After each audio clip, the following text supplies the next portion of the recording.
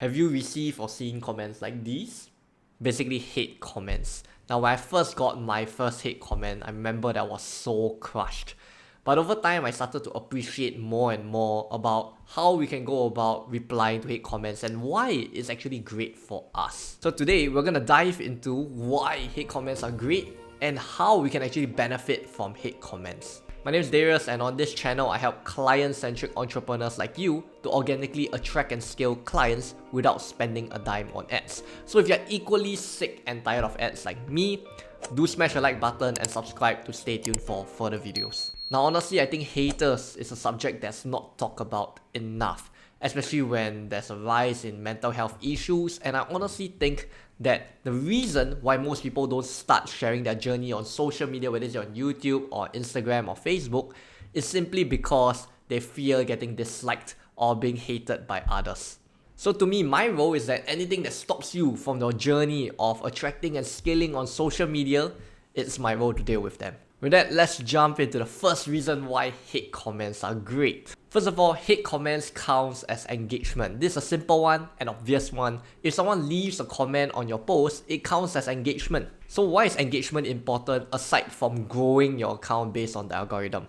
Because engagement is usually a good sign that you're sharing your own perspective in your content. The only way for people to disagree or to hate on you is when you share your perspective. If you share something that has no perspective, it's just you smiling. Right? You won't have people to go on and say, hey, you know what, your smile sucks. Or I don't like you smiling. You don't usually have comments like these. So engagement happens when you place your audience first. You're going out of your shell in order to share your perspective with your audience. Now, if your content doesn't have any form of opinion or any area for disagreement, basically your content is just like another one in the market, and you will always be looked as another one out there. Simply put, generic content means no engagement. You placing out yourself, your stories, your experience means engagement. Now that moves on to the second reason of how you can benefit from your haters, and that is by rallying your followers against these haters. Now if you see celebrities, specifically K-pop bands and artists like BTS, you realize when someone attacks the group, the whole fan base and follower base starts to defend them. And what happens is it creates a lot of buzz, and it creates a greater connection between the fans, the followers, and the celebrities as well. Ultimately, you can rally your supporters based on how you go about responding to that hater. Now, there are many different ways people respond. People respond based on being sarcastic back to them. People don't reply them. People start to empathize and to send love to them, because if someone is hurting internally, that's exactly why they'll hurt someone else externally. Now, ideally for my team and I, we empathize with where this person is coming from first. Then we ask ourselves, how can we go about using this hate content to create into a content that we can publish out? So let me show you how we turn haters into content. Okay, over here we got this content, 3 ways to deal with haters. And what's very weird is that this person decided to book a call, but then tried to be funny and then place in like weird things inside there. But it's so interesting because I don't know whether this person is actually praising me or not. Right, like he says, what is stopping you from reaching your goal? You are stopping me cause you are too effing good at this. I don't really know where this person is coming from, but obviously it's probably a hater, right? And study has shown that 1 out of 4 people will not like you for any reason, right? And more importantly, you can see that how I actually turned it into this piece of content. I share how can you go about dealing with haters, like how I am sharing with you right now on how to deal with haters. It's like some haterception going on over here. So with the example, I hope you see how you can actually respond and how you can actually be a much bigger person and respond in a way that will be able to benefit the rest of your audience as well.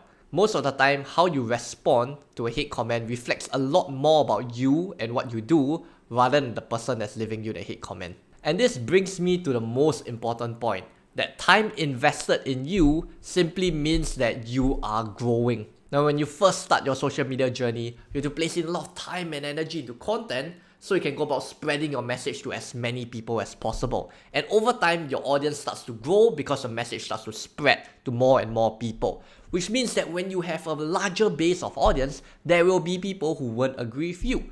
And what happens is that you'll reach a point in time where the amount of time that you have invested into content now starts investing back into you in the form of what?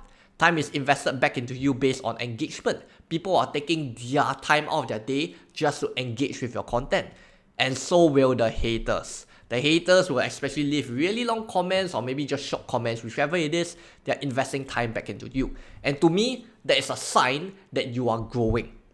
When time is invested back into you, that means that you are growing, your audience is growing, your message is growing and reaching out a lot more people. So you can safely say the more haters you have, the more people you are reaching out to. Now do you know why I appreciate haters and why I actually enjoy some of the comments that I see as well? Now the point of this video is not to assure you that there are no haters, but that haters are inevitable. When you start to grow, when you start to be in places where people dream of but they don't execute, they will start to hate you for it. Why? Because now you're showing them a possibility of who they can be if they tried, but they don't want to try. That's exactly why they will hate on you, because like, damn, this person got what I wanted and where I wanted. And right now, I don't really like the feeling that this person has, but I'm not there yet. So what do? I can leave negativity on that person in hopes of tearing you down so that you're back on my level instead of me pushing and then getting to your level. So acknowledge that when you have haters, there are a lot of people that want to be at your level but aren't currently at that level, which is why I say that you have to empathize with these people as well.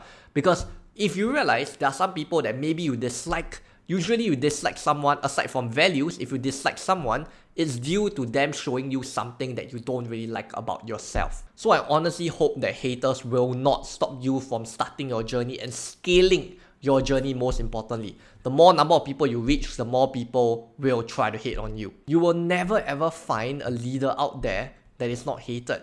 Even like the best presidents like Barack Obama, there will always people who hate him. And that's okay.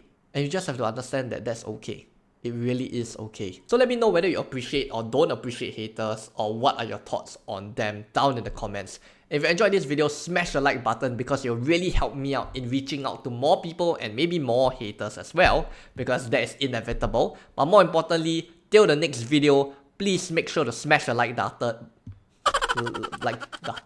Please make sure to smash the like button and do whatever it takes to scale your social media journey and impact more people.